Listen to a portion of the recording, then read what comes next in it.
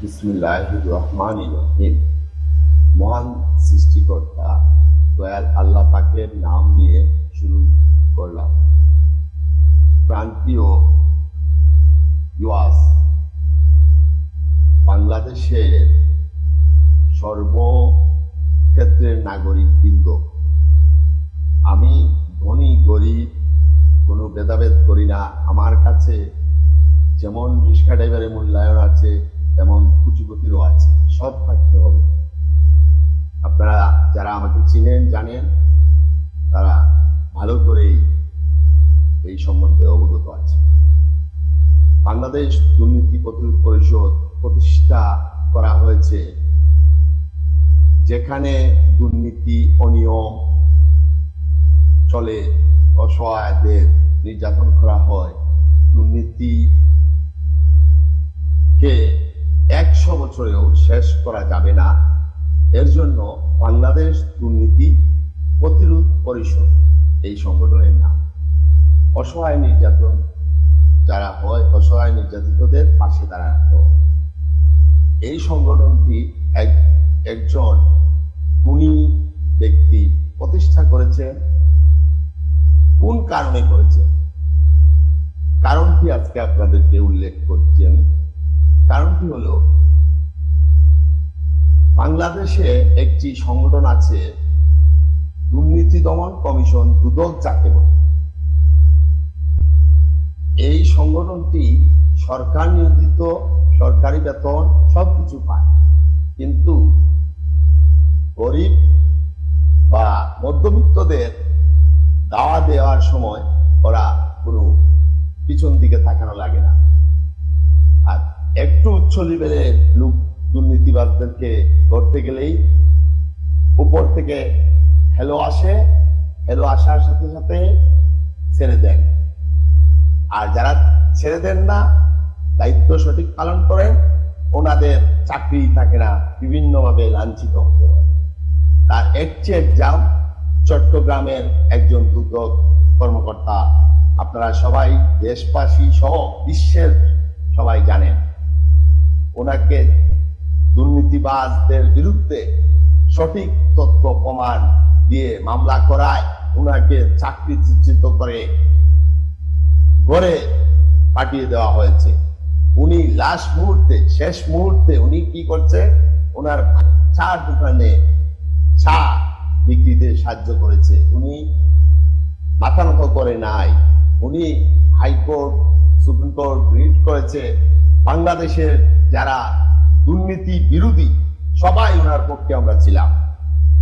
এর জন্য ওনার চাকরি বহাল হয়েছে এবং ওনার যে চাকরিচ্যুত যতদিন ছিলেন, তৎকালীন যতদিন চাকরিচ্যুত ছিলেন, মানে চাকরি ছাড়া ছিলেন, এই বেতনগুলা পর্যন্ত দেওয়া হয়েছে।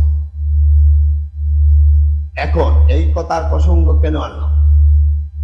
একজন গরিব রিক্সাওয়ালা, এই দেশের বেশিরভাগ স্বাধীনতা যুদ্ধ থেকে শুরু করে আজকে যারা বড় বড় অফিসার হয়েছে, কোন না কোন রিক্সা ড্রাইভারের নাতি কিংবা পন্থী, পন্থী মানে নাতির ছেলে।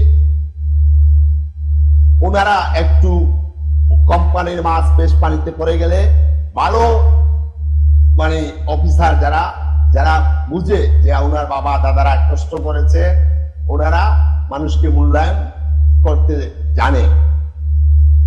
তদ্রুপ আমি নাম প্রকাশ করতেছি না, আমাদের সিলেটের জন্য অভিশাপ হয়ে আসছেন একজন। আমরা ভাবছিলাম যে সারা বাংলাদেশের মধ্যে মনে হয় 10 জন যদি বাছাই করে বার করা হয়, এর মধ্যে একজন আমরা পেয়েছি, পদ্মফুল। আসলে পদ্মফুল নয়, এটা পেয়েছি আমরা এই যে যাওয়া পাথর যেটা বলে অনেক সময় পাও বসাতে কাজে লাগে।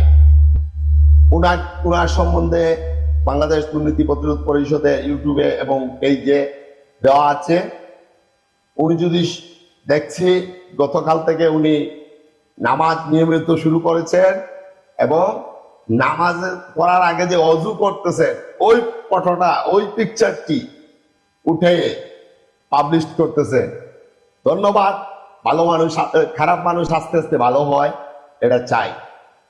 কিন্তু উনি গতকালকে একটি মন্তব্য করেছেন, আমার এই সত্য ঘটনার বিবৃতির পরে আমাকে ডাইরেক্টলি কটাক্ষ করে নয়, ডাইরেক্টলি আমার নাম না নিয়ে, আমার নাম না বলে উনি বলেছেন যে একজন ব্যক্তি প্রশ্ন করেছিল যে আপনার নামে তো একটা বিবৃতি আসছে, যে সংগঠন থেকে বিবৃতি আসছে, যিনি বিবৃতি দিয়েছেন উনি কখনো মিথ্যা বিবৃতি দেন না।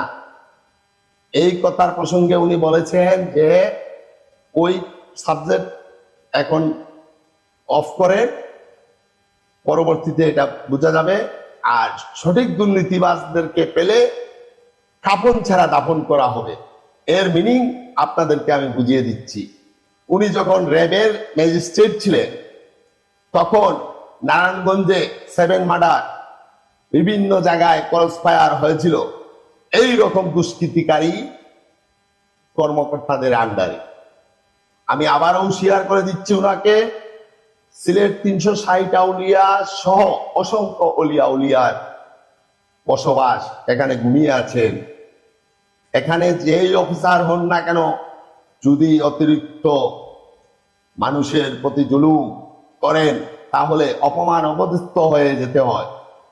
উনি আসার আগে যিনি ছিলেন তার আগের জন, মানে উনার আগের জনের আগের জন রাতের আধারে পালিয়ে গেছেন সিলেট থেকে।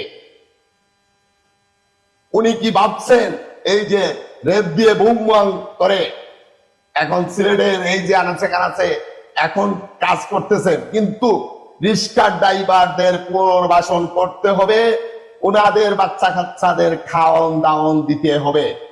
রিস্কা কেন চলবে না? রিস্কা স্বাধীনতার আগ থেকে চলতেছে। এই রিস্কা চালিয়ে দুমুটু ডাল ভাত খায় আর উনি কুরমা পোলাপ খান। উনি প্রতিদিন ওনার বেতন যা লুটপাট করেছেন সবগুলো দিয়ে ওই সব রিস্কা ড্রাইভারদের ওনার বাংলায় উনি যেখানে বাস করেন সরকারি বাসভবনে এনে প্রতিদিন 2 বেলায় খাওয়াই দেখেন। কুরমা পোলাপ দরকার নেই, ডাল ভাত খাওয়ার। এবং আজ আবারও বলতেছি, যত দুর্নীতিবাজ আছেন, কর্মকর্তা কর্মচারী সহ আম পাবলিক, কারো রিয়াই নেই। প্রয়োজনে যদি আল্লাহর হুকুম হয় দুনিয়া থেকে চলে যাব কোন না কোন দুর্নীতিবাজদের গুলিতে হোক আর কিংবা ক্রস ফায়ারে হোক। কিন্তু আপনারা জেনে রাখেন, যদি আমার কিছু হয় তাহলে সারওয়ার আলম সাহেব দায়ী থাকবেন। ওনার দুর্নীতি একমাত্র আমি আবিষ্কার করে দিয়েছি। আর আশা করি সিলেটের মেট্রো কেন্দ্রীয় কারাগার পার্ট 2 সহ বাংলাদেশের সমগ্র কারাগার গুলো সঠিকভাবে পরিচালনা হবে। আসামি বন্দীদের খাবার দাবার টাইম মতো পাওয়া যাবে এবং বন্দীরা, অনেক বন্দীদের টাকার তফিক আছে, ক্যান্টিন থেকে ভালো কিছু খেতে পারে না, আবার ক্যান্টিনের খারাপ তরকারি বিক্রি করার জন্য সরকারিটা দিতে দেরি করা হয়, 2টা 3টা বেজে যায়। এগুলো দেখবেন। এই বলে বিদায় নিলাম। আসসালামু আলাইকুম ওয়া রাহমাতুল্লাহি ওয়া বারাকাতুহু।